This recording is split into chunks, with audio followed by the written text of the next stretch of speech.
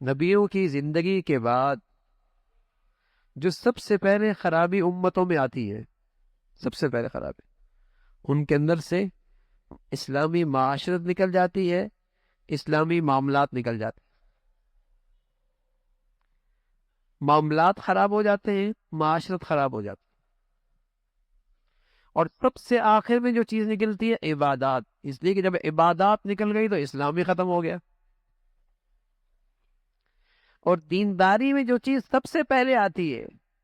وہ عبادات آتی ہے، اور جب دینداری میں کمال پیدا ہوتا ہے تو اس کی معاشرت بھی اور اس کے معاملات بھی اسلامی ہو جاتے ہیں، اور اسلام کی برکتیں تبھی ظاہر ہوتی ہے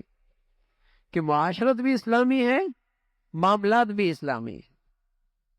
معاشرت کے اندر بھی دین زندہ ہے، معاملات میں بھی دین زندہ ہے، یہ دینداری ہے۔